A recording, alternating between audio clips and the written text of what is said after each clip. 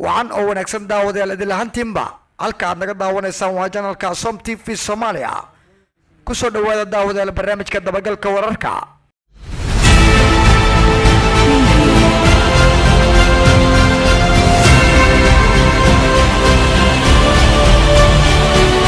February 2017 afar sano kahor inta uusan farmaajo ka noqon madaxweyne dalka waxay Soomaaliya guushii ugu horeysay uguna dambeysay ka gaartay gal dacweedka badda cadaadiska Kenya maanta ku hayso dawladda hadda jirta ee uu madaxweynaha ka yahay farmaajo mid la mid ah ayay ku hayso dawladdii Xasan Sheekh Maxamuud balse waxa kala duwanaa qaabka ay u wajaheen Xasan Sheekh iyo farmaajo Xasan Sheekh wuxuu kaga dabaashay siyaasad qorsheysan oo diblomaasiyad ahaan sal wahayd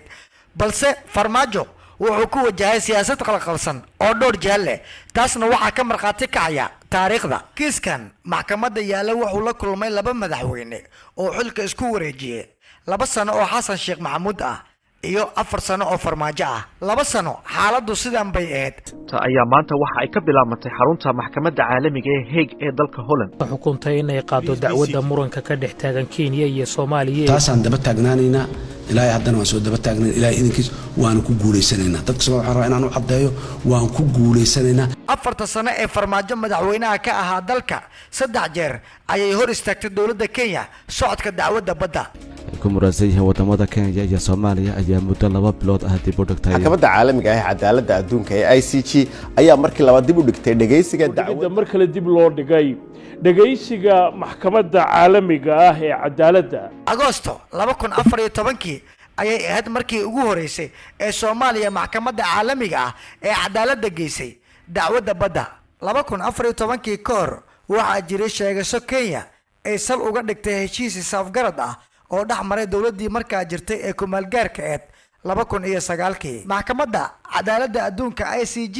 kiis kasta ma aqbasho balse Soomaaliya marxaladda ugu adag oo ay wajahaysa ayaa ahayd in kiiska laga aqbalo cadeymaha farsamo iyo kuwa qaanuun oo ay qareennada Soomaaliyeed soo bandhigeen marka laga eego rajada Soomaaliya in ay ku guuleysato oo sareyso darteed Kenya waxay awoodeeda oo dhan isugu geysay maxkamadda in ay ka hor istaagto qaadida dacwadan balse isku dayga Kenya oo idil waxa uu ka socon waayay Soomaaliya oo diyaar garow xooggan ka muuqday waxa Soomaaliya dacwadan ay u xulatay qareeno iyo khubaro caalami ah oo isugu jira Soomaali Mareykan Faransiis iyo Ingiriis Kenya Soomaaliya waxay saartay cadaadis diblomaasiyadeed ayadoo isticmaalaysa awoodda ay ku dhex leedahay midowga Afrika iyo caalamka balse siyaasadda arrimaha dibadda ee dawladda Xasan Sheekh oo ku saleysneed inay dibadda cadow ku yeeran waxa la yiraahdo zero enemy outside ayaa abaabushay in Muqdisho uu ku qabsamo shirkii golaha wasiirada IGAD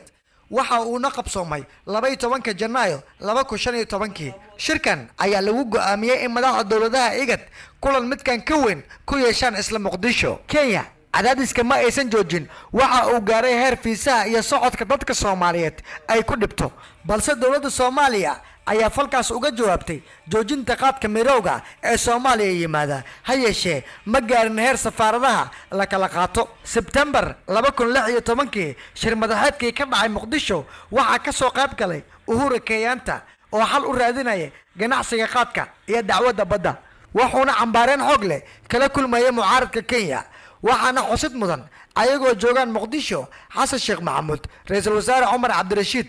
wasiirka arrimaha dibadda ee bariga Cabdisalaam Hadliye in Uhuru Kenyatta uu soo dhaweeyo Ali Ahmed Jaamac Jingili oo ah wasiirka gaadiidka iyo howlaha guud 3 sano kadib March 2019 ayaa madaxweyne Farmaajo oo cabasho ka ah Kenya waxa uu tagay Addis Ababa waxaana halkaas ka soo kaxeeyay ra'iisul wasaaraha Ethiopia Abiy Ahmed oo ergey ka ah Soomaaliya Farmaajo iyo Abiy Ahmed ayaa ka soo ambabaxay Addis Ababa diyaaradda gaarka ah ee ra'iisul wasaaraha Ethiopia ayaa madaxweynaha Soomaaliya lagu geeyay Nairobi kulankan warar hordhac ah oo ka soo baxay kuwaas oo ay qoreen wargeysyada ka soo baxa dalka Kenya iyo warbaahinta Soomaaliya ayaa waxa lagu sheegay in heshiis ku meel gaar ah laga gaaray taas oo sal looga dhigay in jubbaland madaxweyne farmaajo gacanta loo geliyo isagana dacwadda badda uu la noqdo ama uu aqbalo in dib loo dhigo 3 goor oo dacwadda badda dib loo dhigay kama aysan hor iman maxkamaddana wax cadaadis ah ma saarin dowladda farmaajo balse ugu dambeyn farmaajo oo ka qoosta Kenya in ay gacanta u gelisay jubbaland